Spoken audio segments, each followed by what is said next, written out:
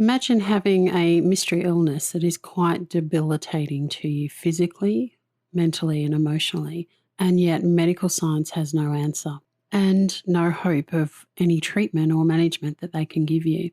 People who are in this situation often turn to alternative methods and holistic ways of treating themselves. The thing that struck me so strongly with Jennifer was the way that she created the growing gratitude tree, which is a tree with decals that are the leaves, and you write with your family or whoever else you share your space with things that you are grateful for on those leaves. And every day that you walk past them, you are reminded of things that you can be grateful for rather than focusing on the things that you don't have. I love the symbolism of the growing gratitude tree in its most simple form, in that gratitude grows as we practice it every day. On a deeper level, when I think of a tree, I think of the roots permeating through the earth and growing stronger year by year.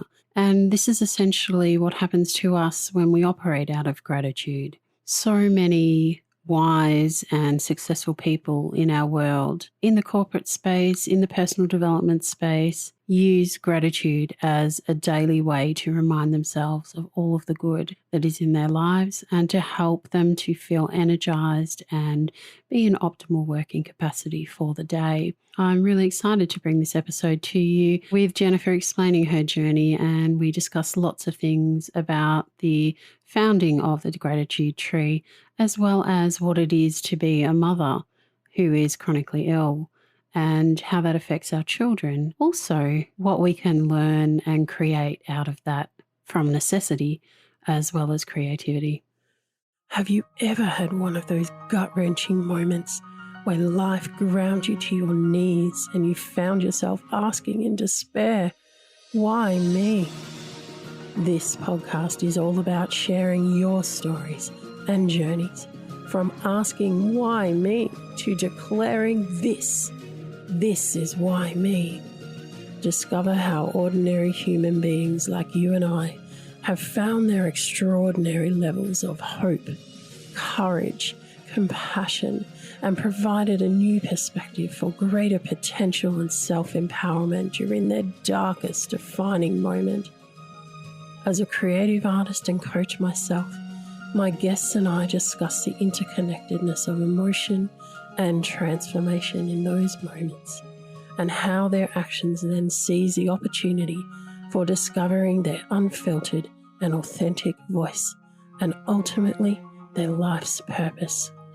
I invite you to join me each week as we share insights into how adversity can be turned into a unique advantage. Today's guest is Jennifer Garman, a fellow podcaster of Upward Trajectory, author of Flourish, 7 Ways Gratitude Can Transform Your Life, and founder of the Growing Gratitude Tree. Jennifer is a life coach. She is certified in NLP, Reiki, and hypnosis, and she's here today to share her story of a 7-year battle with a debilitating mystery illness and how she recovered using neuroplasty and the power of a gracious mindset. I will quote from one of her recent Facebook posts. "It struck me that this pandemic has mirrored life in an incredible way. No matter what we do, adversity is going to come. And many things we think we have control over, we really don't. It's how we prepare for these unknown hardships and then work through them that matters, in addition to our perspective throughout. A positive mindset with a pillar of gratitude can have dramatic effects on not only our mental health, but also our immune response." Welcome to the WhyMe podcast, Jennifer. Hi, Vera-Lee. Thanks so much for having me. It's great to be here. You're most welcome. And we start with the big questions here on the WhyMe podcast, such as if you had to choose one book that's really impacted your life, what would it be? Oh, that's such a great question. There's so many books. I probably would have to say that the one book that's impacted my life the most, any of Joe Dispenza's books. But You Are the Placebo is probably the book that I just absolutely love. It's what really got me solidly excited about and learning neuroplasticity from not just from a perspective of how can this help me, but just of, voracious enthusiasm and curiosity that it never has stopped since I read that book. And just the eye-opening insights that he brought from that. I just can't. I've read it probably 4 times. Fantastic. I think that's another book I'll be adding to my list. It sounds great. I think the placebo effect itself is an interesting discussion, and it's one that we can use to our advantage. Yes, absolutely. Our mind is such a powerful thing, and our thoughts as well. And that's what the book's all about. It's just the power of our thoughts that we don't even realize that the power that they have. And that book just opens your eyes into, we have so many things that we can control with our thoughts, including our own health. Yeah, absolutely. So the last question before we get into your story, I'd love to know, what is something that's on your bucket list to do? I would love to go to another country and do something that has, with a purpose of helping people.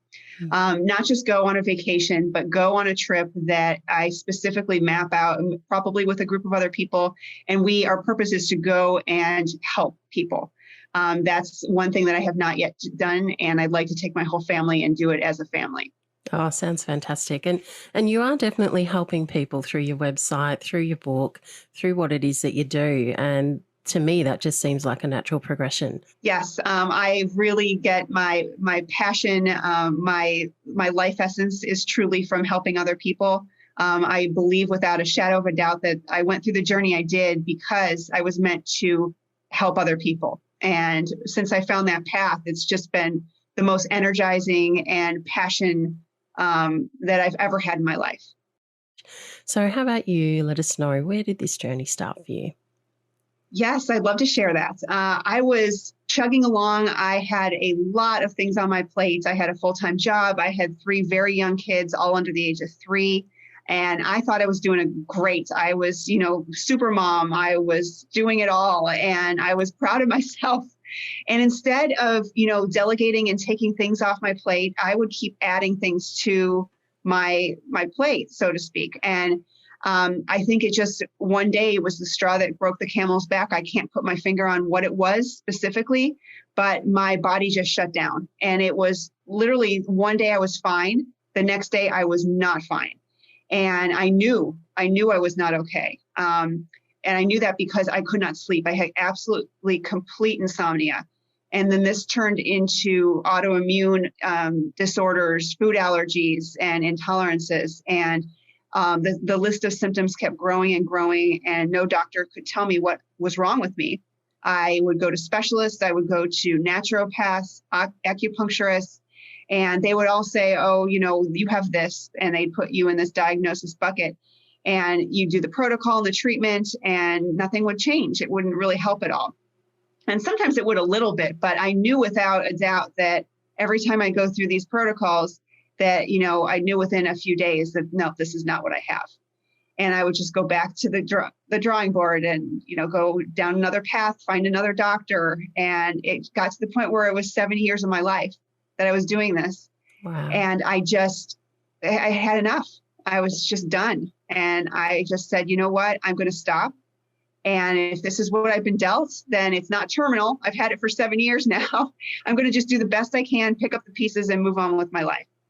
That's when I decided to get my life coaching certification. And that's when I found out about neuroplasticity, and I found out about the power of our thoughts and our mindset, specifically positive thoughts and positive mindset. And I used myself as a guinea pig and started doing little neuroplasticity tests on myself. And I brought in the pillar of gratitude because it's the highest frequency emotion we can hang on to.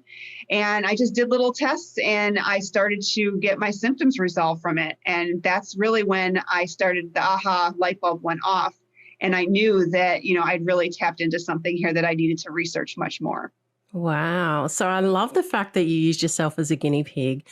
And I also, to me, that shows me that you're a seeker. So you're somebody, and you've just spoken about that. You went to see all these different people in different healing modalities to try and get answers. And when you didn't get those answers and you were still suffering from these mystery illnesses and symptoms, you've then started to find something that actually did help and used yourself as a guinea pig, which is ultimately what anyone who has chronic illness ends up doing, because you get in a state of mind that it's like, you know what, I'm not doing this for attention. I'm not doing this for any reason. This is impacting my life negatively and I want it to stop. And so how am I going to keep searching until I find that thing that works or find that way that works? Just before we talk about the NLP and how you went through that healing process, how did your family cope with you becoming suddenly ill? Because that's the other part of the equation here, in that the people around you not only have to watch you going through this, they also were used to you doing everything. And all of a sudden you're struggling to be that same person. How did they respond to that? That was honestly the hardest thing. And I talk about this in my book. One moment specifically that I remember is laying in bed and my daughter, who was 5 at the time, coming up to me and saying, "Mommy, are you sick again? Can I take care of you? Do you need me to tuck you into bed at night?" And I just remember feeling so emotional. Again, I'm getting emotional now because she was so young, yet she was taking on the role of the caregiver. And I'm supposed to be the mom, and I'm supposed to be the one, taking care of them and getting them to bed. And there were so many days where I just couldn't do that. And I just needed to take a night off or a day off and just, another one and another one. And my kids realized that. And, I talk to them now and they just are like, "Oh yeah, I remember that, but it was no big deal. We got through it." And I'm just like, "Oh, they're so resilient. We have to take notes from them."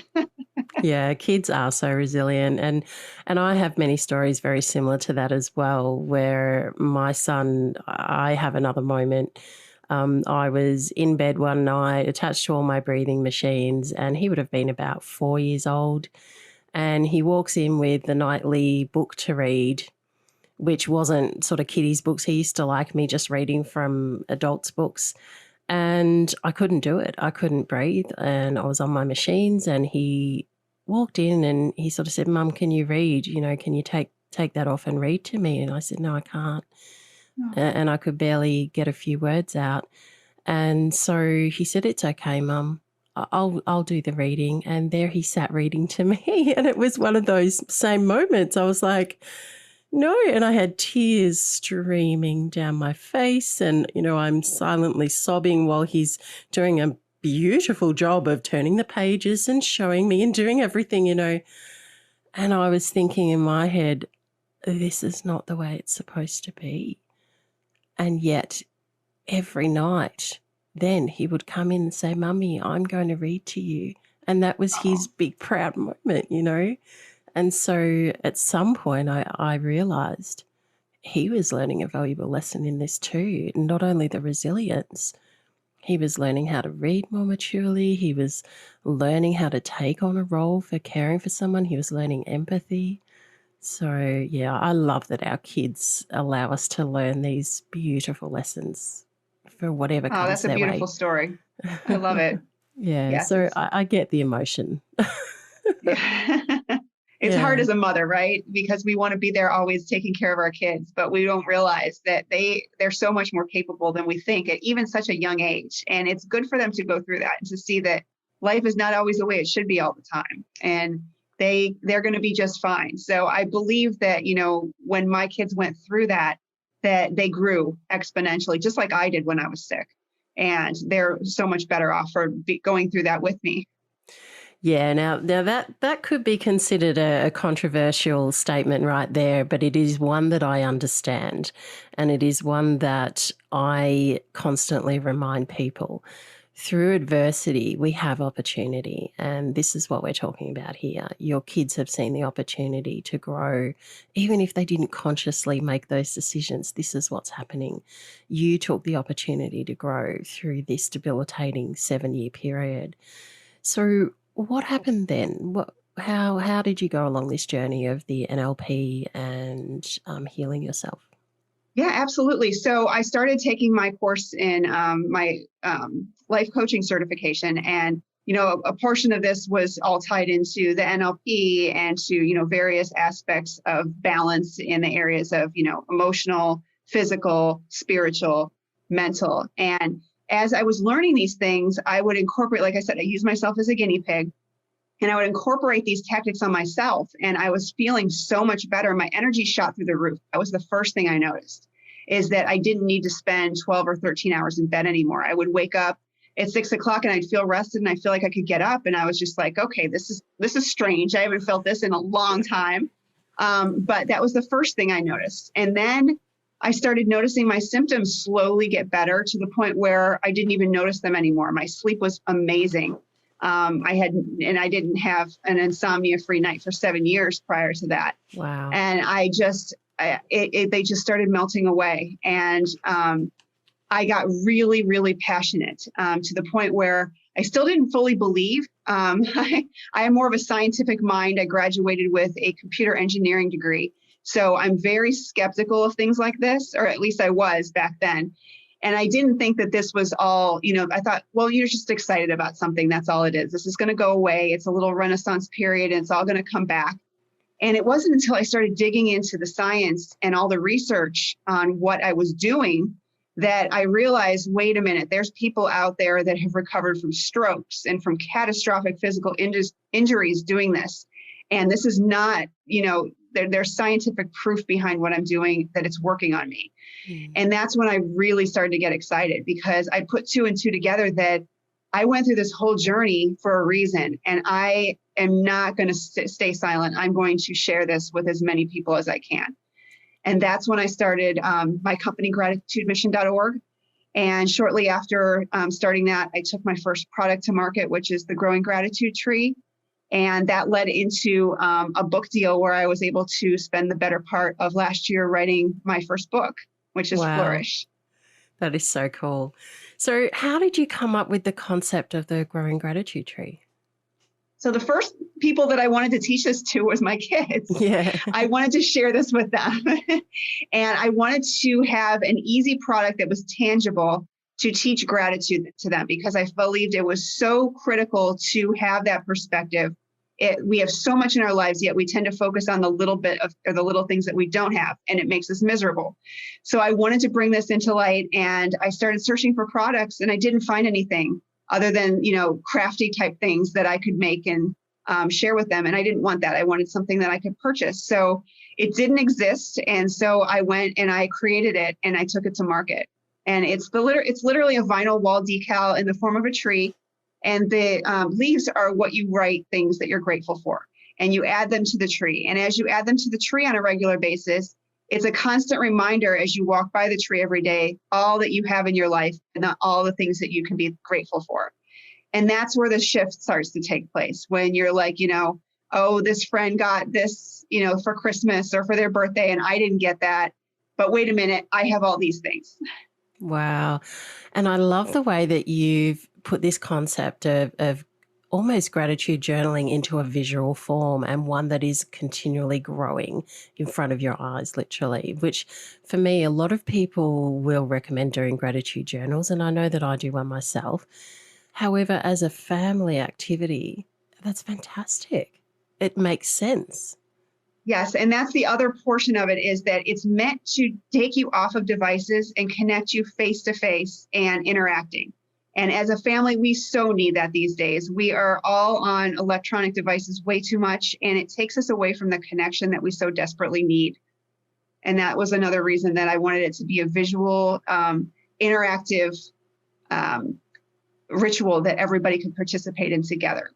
Yeah, I love that. And I know for myself, I use my artwork in the same way. And every single time I look at pieces of artwork that I've created, I know the moment, I know the emotion, I know what I'm grateful for, because those pieces I created about different types of adversity I was going through. And for me, every single day, they're that visual reminder, yes, I can do this. Yes, I have that strength within.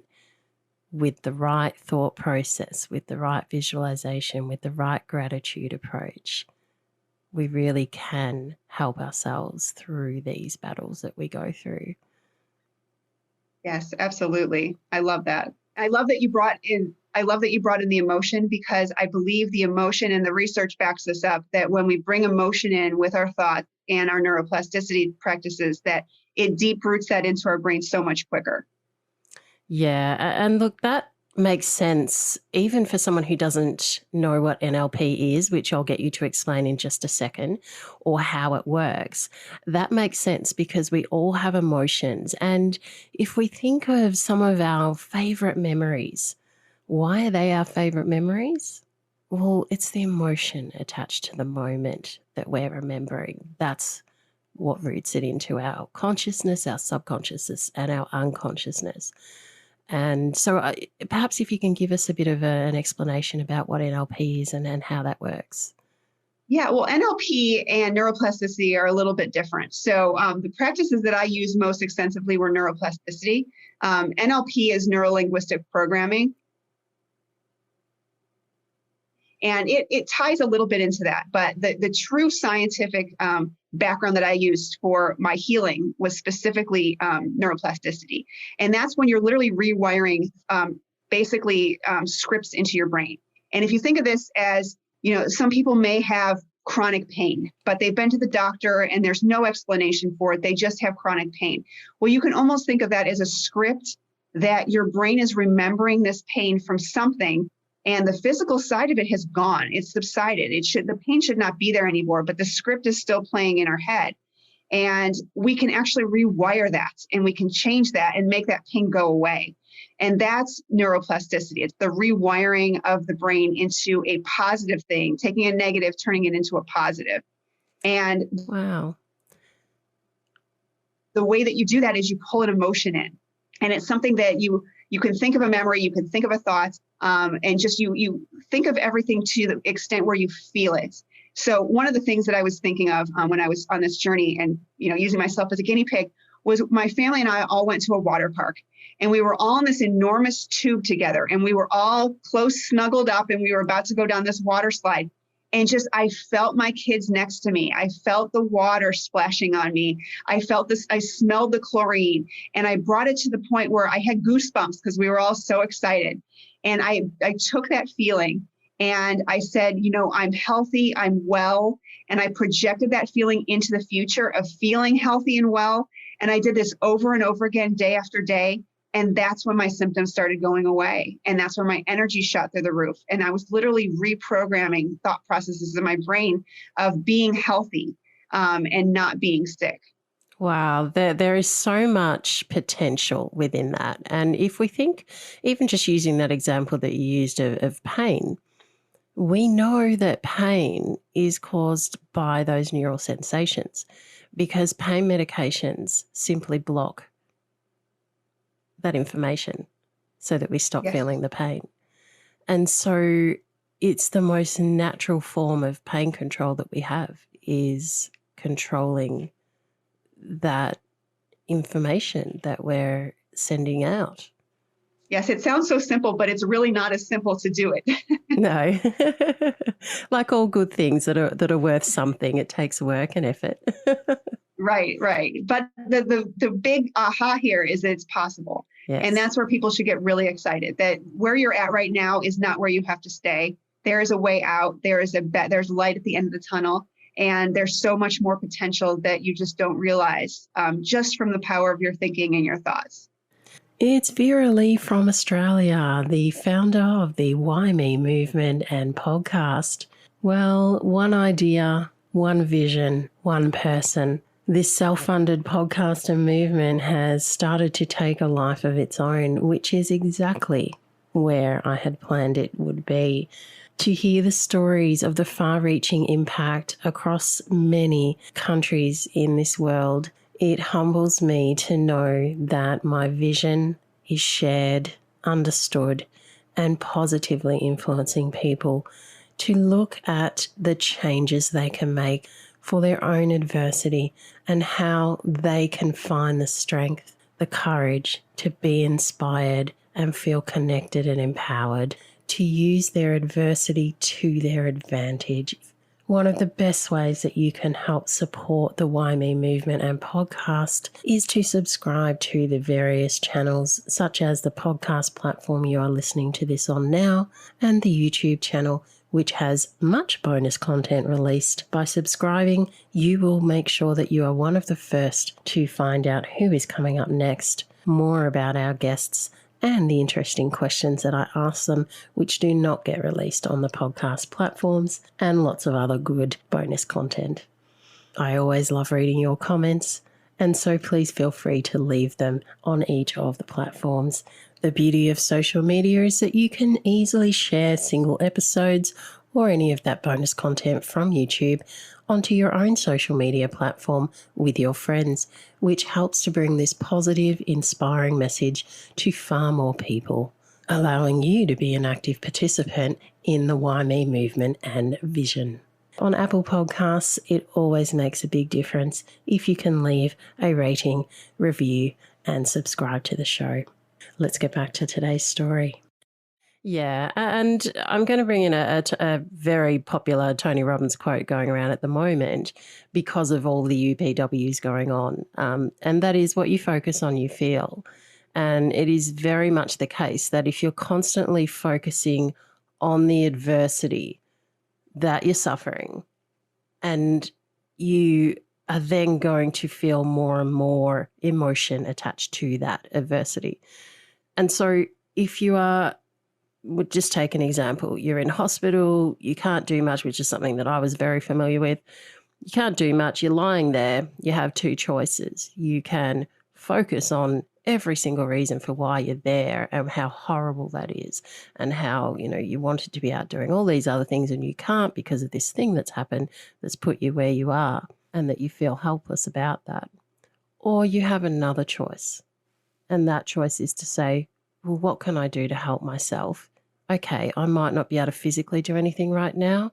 However, I still have my biggest asset with me 24/7, and that is my mind, that is my brain, and that is the way that I talk to myself. And so learning how to use many different types of methods, and neuroplasticity is, by the sounds of it, I've never done it technically, but it sounds very much like a lot of the stuff that I've done myself to get through my own adversities. That is a choice to do that. And so you're shifting your focus onto something that has the potential to benefit you rather than keep you going down that rabbit hole. Yes. And that victim mentality is so destructive. I can't say with enough emphasis how destructive it is. It affects us. Every cell in our body is affected when we go to a negative place in our mind. And we need to realize that. And we need to realize if we do the opposite of that, every cell is affected in a positive way, in a healing way, in a therapeutic way. And if we can think about that in terms of our thoughts, and every time we get drawn into the negative, this is affecting us cellularly. So think of all your ailments and of all the things that you complain about in terms of your health. Well, maybe if you shift your mindset to positive, maybe it will do the opposite. So that's just the first place to start, is just literally thinking of every thought that are you typically more of a glass half empty or a glass half full? And there are easy strategies to become a glass half full person. I used to be a glass half empty person. So I am a living testament that it's possible to change. Yeah. And I like that you brought that up, because that's the thing. Like I have pretty much everybody I know that has had at least one major type of adversity in their life is always going to go to that woe is me thinking initially. That is normal. That is human to do that. So what's important is recognizing it, being aware of it, and then replacing it. Because if we're thinking negative, we can't think positive at the same time. No. Because you can't do both at the same time. So switch up your focus, start thinking positive. You literally cannot think negative while you're thinking positive.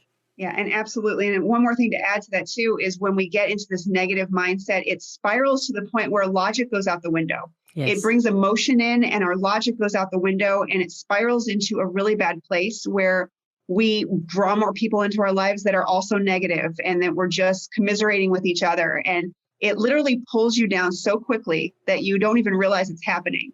And to the point where, nobody wants to talk to you about anything positive, and everybody's just, woe is me with you.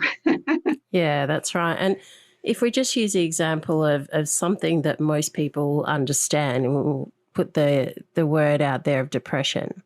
If you've gone through depression yourself, or if you know someone that you've witnessed them going through it, it's something that almost creeps up on them before they're aware of it. So other people may start seeing some signs, or they may start seeing some signs but not really understand what it is until they're full on in the depths of depression. Then it's like, whoa, how did I get here? And so it's about putting those steps in place early and becoming aware more early in the journey so that you can avoid falling down into that well and get yourself back up and out a lot sooner, because the heavier you fall, obviously, the more work it is to get back out. But again, it is possible. And that's the important thing here. That's the overriding message. You can keep hope that it is possible and that you are actually in control of your own thinking to help yourself reach your potential. Yes, absolutely. And I know a lot of people are having a really rough time with this whole pandemic, and it's bringing our mindsets to a much lower place than we should be, just because of the fact that we can't go do all the things that we want to do, and we're constrained, or we're, holed up and have to be isolated. And we have to have the mindset that there's still so much to be thankful for. We still have so many things we have in our lives to be thankful for. And that also that this is not going to be forever. Yeah. This is going to pass one day, and we're going to look back and say, hey, we got through this. And it's going to be able to set us up for other times in our life when we can look back on that and say, remember 2020, that was a pretty awful year, and we made it through that. And it wasn't as bad as we remembered it being. And we can get through other adversities by looking back on the past adversities that we went through. Yeah, that's right. And one of the other things to remember too about this pandemic specifically, everybody across the world is going through this at the same time. So Yes. Everybody understands. It's not always that way with chronic illness, is it? No, it can be very isolating. Yeah, particularly when people don't know why things are going on, or you're one of very few people with a particular ailment. Take my vocal cord dysfunction, for example, my type of vocal cord dysfunction, not just the condition itself, but my rare form of it means that there are very few people who have exactly the same type as I do. However, it's just a diagnosis. It doesn't change how I live my life. It doesn't change, I'm talking about the diagnosis. It doesn't change the fact that I will still do everything I can to help myself get through this. And so did you actually end up getting any diagnoses that you thought did resonate with what was going on? I've been asked this a lot, and it's hard to say, but probably the closest one was Lyme disease or mold toxicity, one of those two, or a combination of those two. But those are the two that resonated the most with me. But when I went through the protocols for them, I didn't really change. So I don't think that, maybe there was a small bit of that, but I don't think that was the underlying cause of why I got sick. Yeah, and a really important thing to understand there, isn't it? So how is your health now? My health is amazing now. I really, it's beyond a 180 from when I was sick. I have more energy and more zest for life now than before I got sick. And I attest all of that to the mental practices that I do. This is not something that I did when I was getting better, and then I just said, okay, done with that. I'm off and I'm not going to do it anymore. It's an ongoing thing. We have to put the effort in daily to live a positive mindset and be a beacon of hope and light for other people. And I spend at a very minimum, 20 minutes in the morning, and about that at night, sometimes as much as an hour and a half in the morning, just preparing my mindset for the day. It's that important to my health and my life.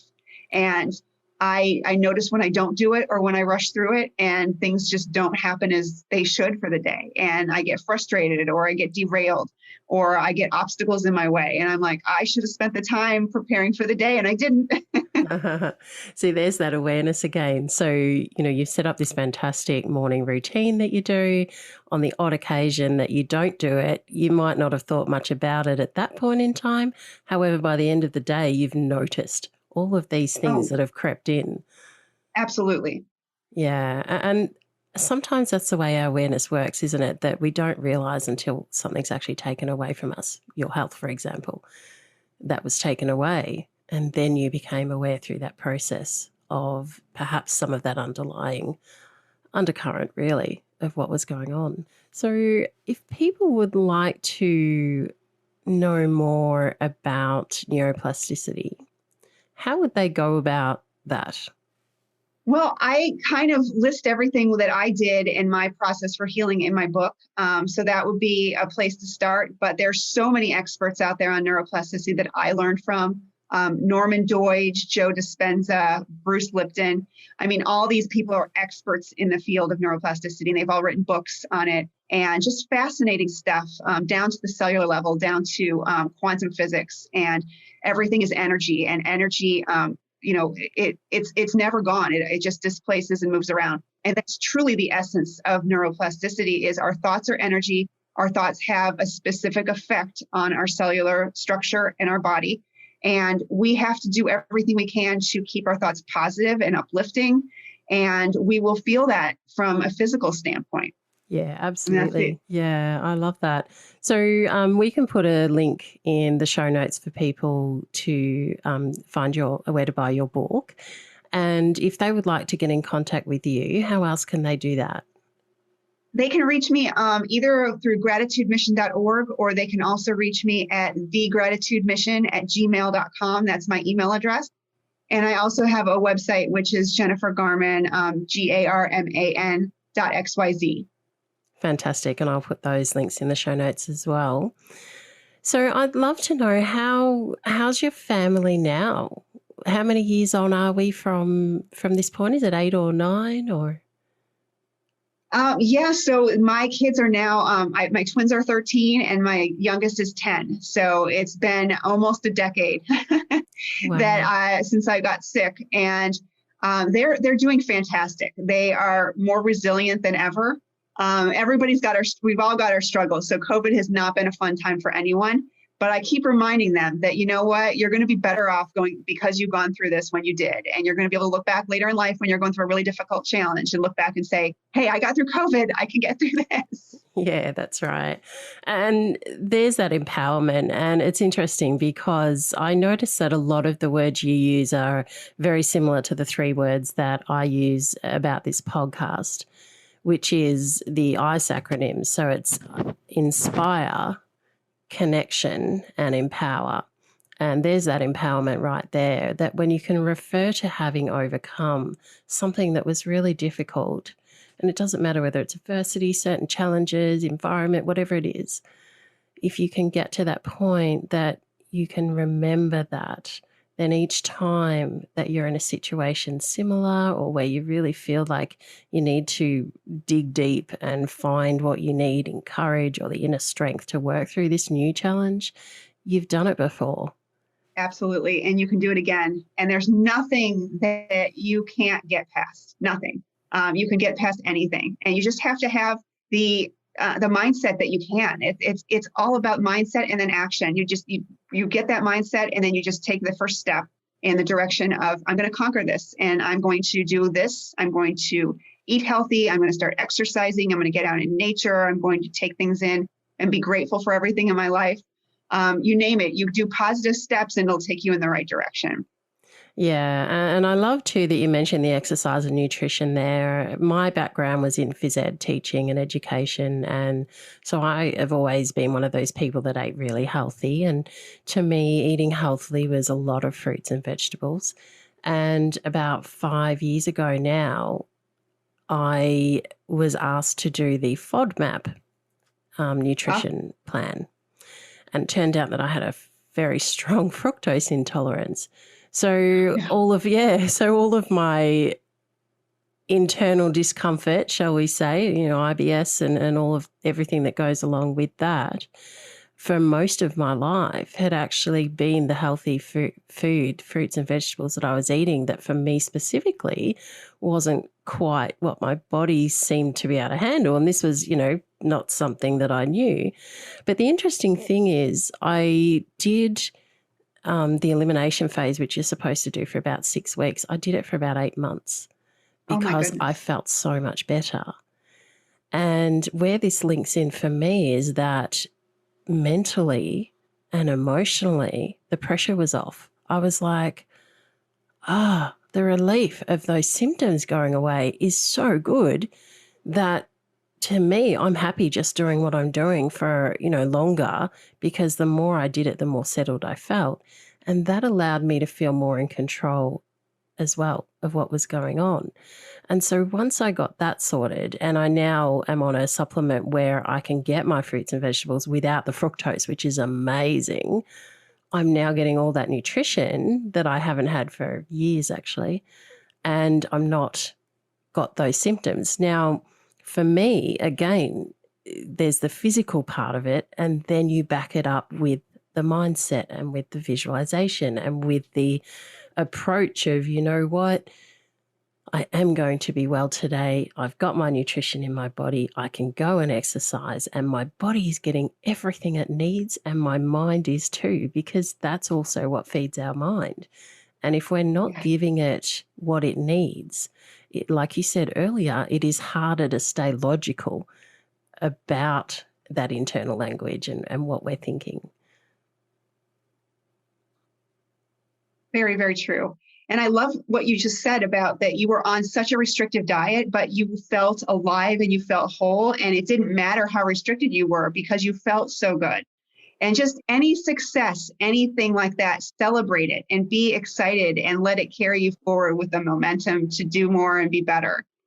Absolutely. And I love that word momentum. I quite often teach my people in my challenge about the 3 M's, I call them. And it's all about making decisions, creating momentum. And from that, you then get the motivation. Because some people think that the motivation comes first. It's actually the other way around. And so that momentum, that's the powerful thing. It's like, well, I've gotten started now. Now I have that hope. I have that vision that, yes, I can do this. And, it develops into so many other things. And I know for me, I've started introducing foods with fructose now that I am tolerating. Oh, So wow, that's again, great. I think that again is just showing the potential that I'm in a totally different place mentally and emotionally now, that I'm like, okay, I'll try a little bit of that. I'll try a little bit of that. And I don't go stupid and have heaps of stuff, but I'm not reacting. And I'm just Oh, accepting and I'm expecting to not react now. And it's great.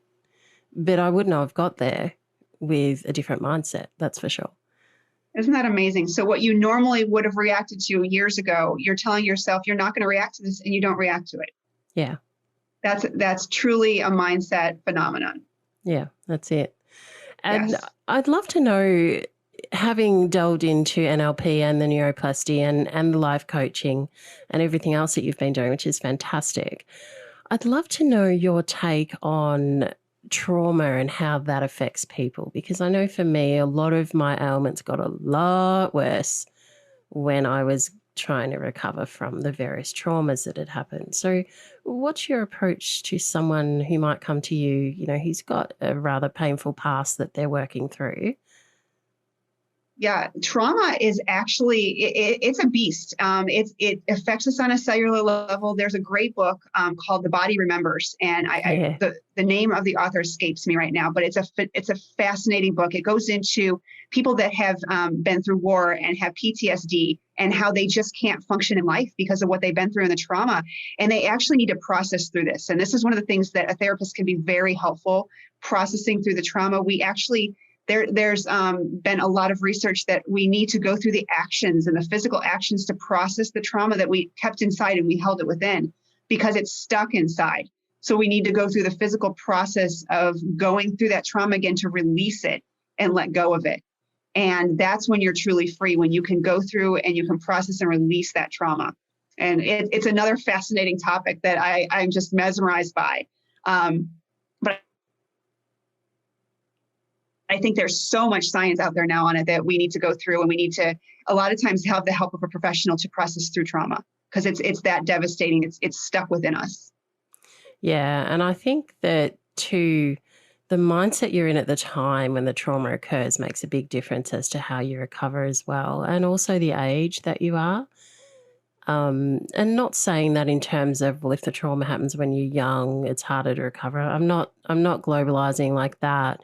Just saying that at different points in your life, I mean, we all know we get to certain points in our life where we have these epiphanies about different things. And sometimes when trauma happens, you might be in a particularly vulnerable point in your life, or you might be going through sort of that midlife time where you start reassessing everything in your life. So there's lots of different reasons for how trauma will affect us differently. Even the same type of adversity happening at different times of our life will respond to differently.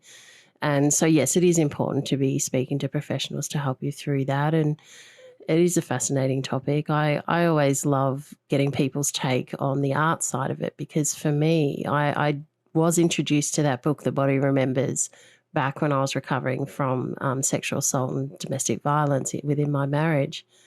And we were going through a lot of art therapy at the time. And for me, it's always made perfect sense to include the body in that process of healing, because your body's actually gone through the trauma.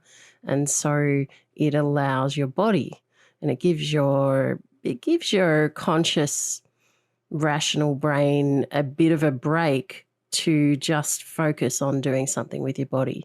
And it can be through art, it can be through exercise, sport, or all sorts of different things. A lot of people I know have used the flotation tanks for the same thing. It's just that whole different experience. And oh, yes, those are wonderful. they are wonderful. And sometimes that can help you bring in that different perspective. And if we just go back to that quote earlier where you were talking about, a positive mindset with a pillar of gratitude, it can have dramatic effects on not only our mental health, but also our immune response. When you were talking about how we prepare for unknown hardships and how it's the perspective that matters, how did your perspective on life change after going through what you went through? Well, it changed a lot. It did a 180, I would say, because like I said earlier, I used to be more of a glass half empty person. I'd be very skeptical and very pessimistic about many situations. But I was kind of, I feel like I went through this on a personal journey level because I needed to. And this was my journey because I needed to be just whacked in the face and said, hey, you need to shift your perspective, and you need to change. And you need to understand that, your mindset has to be the first and foremost in doing so. So I am now very, very optimistic, and I look at everything and I find the little glimpses of hope everywhere I see them. And it's true. What you seek, you find. So if you go looking for the negative, you will find it. It will be there. You'll find it all over the place. But when you look for the gold and the little specks of light, you will find those too. And you can find those in any situation. I don't care how dire the situation is. You can find glimpses of light and hope. Yeah. So what would be your tips to someone who is struggling with something in their life right now? How can they, with some practical tips, how can they start looking for some positives? Yeah. So one thing that I suggest is just bring it down to your breath. Everybody is breathing right now that's listening to this podcast. And the very focal point you can start with is your breath. If nothing else in your life, you are breathing right now and you are alive, and it's something to be grateful for. And then just think of the process of breathing, about how it's oxygenating your body and just all the enzymes and all the processes that are taking place because you're taking in a breath. It's truly miraculous, and it's something to just have gratitude in. You can also go take a walk out in nature and just be in awe of all the ecosystem around you. And this is one thing I did when the whole shutdown started for COVID. I went outside and I just noticed the birds they're not changing their life because of this pandemic. The squirrels aren't changing their life because of this pandemic. And it just gave me a sense of peace and a sense to be grateful for that. The world seems like it's stopped, but it really hasn't stopped. And I was just very grateful for the world continuing on in some normalcy, even though everything felt like it was shut down and changed. Yeah, and that the Earth's energy hasn't changed. No, it has not. And I know, for one, if I go outside with bare feet, I will feel that connection stronger than if I was just to go out wearing shoes. And so for me, it's it's very much about using all of your senses. And like you're saying, if you focus in on your breath, which is something that I have a lot of practice doing, being that most of my issues with my health were related to my respiratory system. So for me, breathing was in a two-part sequence. It was focusing on every breath in and then every breath out and then every breath in again. And when you do that and you allow yourself the mental and emotional space to essentially go really deep within and just be with yourself, that level of connection, that's where I have found I get the most clarity of gratitude, the most clarity of purpose, and the most clarity of my potential. Was that been your experience as well? Absolutely. I think when we can break it down to the very essence of life, and then we can just be in awe of, wow, my breath in is doing all this for my body. I'm staying alive because I'm taking this breath in. And you can just kind of expand from there. Like, your brain and all the functions. Literally, there's thousands of enzyme functions in your body, and it's all directed by breathing oxygen in and oxygenating your body. And it's just miraculous. We still don't understand half of the processes, the brain. We don't understand so much about our bodies still from a scientific level. Yet there's just so many miracles there happening. Yeah, that's it. We don't need to understand all of it to get the full benefit out of it for what we can now, do we? Not at all, no. Yeah, no, look, I've absolutely loved this conversation, and thank you so much for coming on here. Just before we go, would you like to tell us a little bit about your own podcast? Yes, so I created my podcast. This was shortly after my book released, and I had just been so amazingly blessed. I mean, I had healed from my illness after 7 years. I started a company. I took a product global. I wrote a book, and I was just overflowing with, I felt abundance and joy and happiness.